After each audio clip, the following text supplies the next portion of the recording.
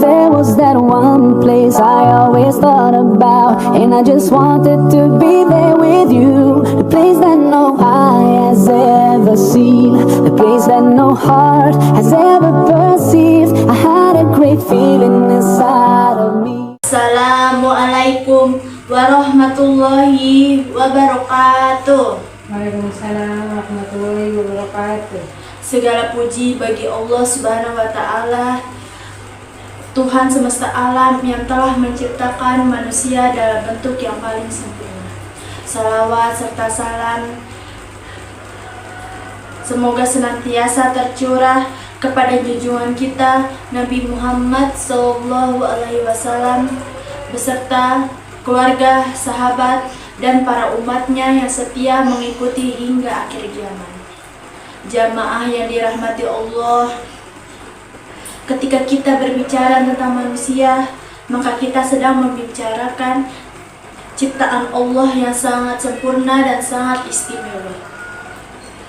Allah Subhanahu wa Ta'ala menyebutkan dalam Al-Quran surat At-Tin ayat 4 yang berfirman, laqad khalaqnal insana fi ahsani taqwim, yang artinya sesungguhnya kami telah menciptakan manusia dalam bentuk yang paling sempurna dan sebaik-baiknya.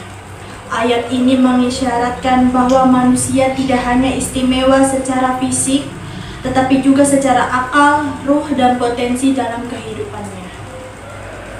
Manusia tidak sekedar makhluk yang hidup, makan, dan tidur. Ia diciptakan dengan akal yang mampu merasakan dan membedakan antara yang baik dan yang buruk.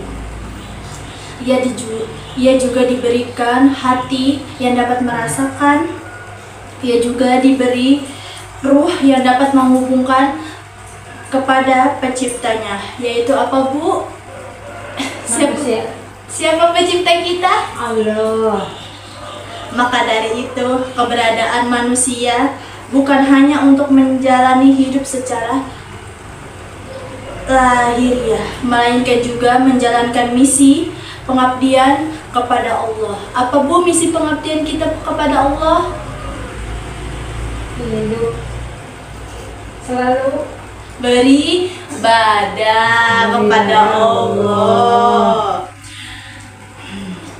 Maka dari itu, keberadaan manusia bukan hanya untuk menjalani hidup secara lahiriah saja, ya Bu ya. Hal ini ditegaskan dalam Al-Quran surat Az-Zariyat ayat 56, yang dimana Allah berfirman, wa ma khalaqtul jinna wal insana illa liya'budun, yang berarti, dan tidaklah aku menciptakan jin, manusia, melainkan agar mereka beribadah kepadaku. Dengan kata lain, hakikat manusia bukan hanya sebagai makhluk duniawi, tetapi juga makhluk rohani yang tugas utamanya adalah beribadah dan tunduk kepada Allah Subhanahu wa Ta'ala.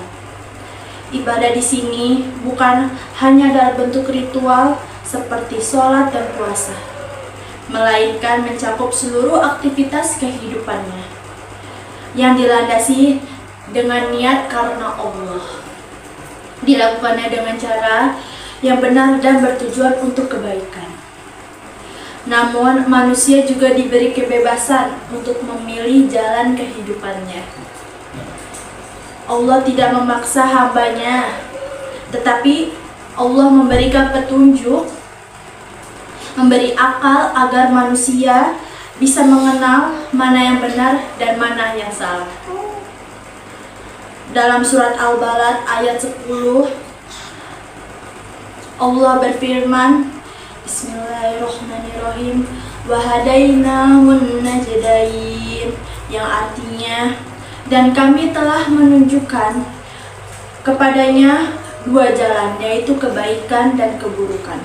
Maka pilihan hidup manusia menentukan apakah ia akan menjadi mulia atau hina di sisi Allah. Sayangnya, banyak manusia yang lupa akan jati dirinya.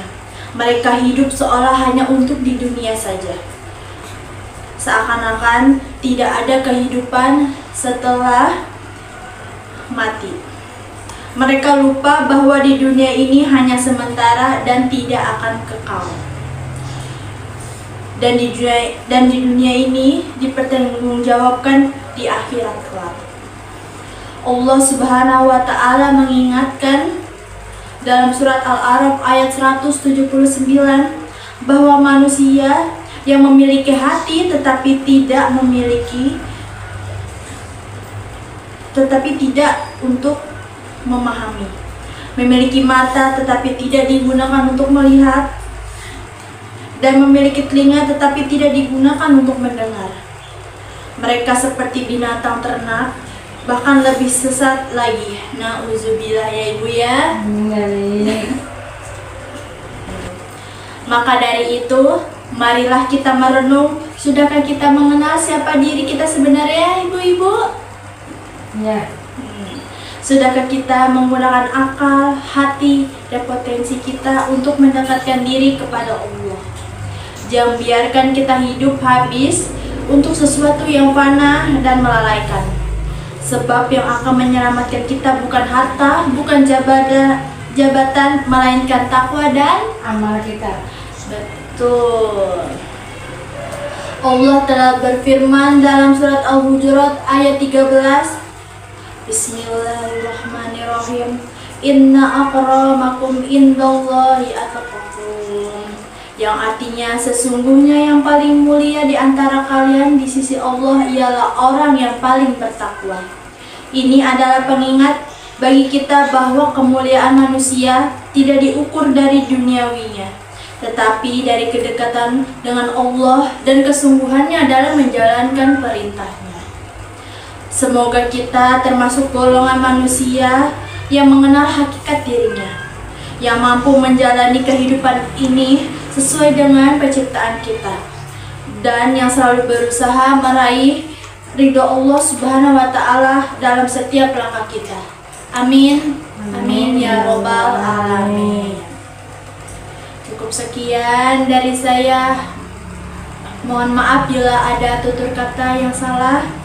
Wassalamualaikum warahmatullahi wabarakatuh. Waalaikumsalam warahmatullahi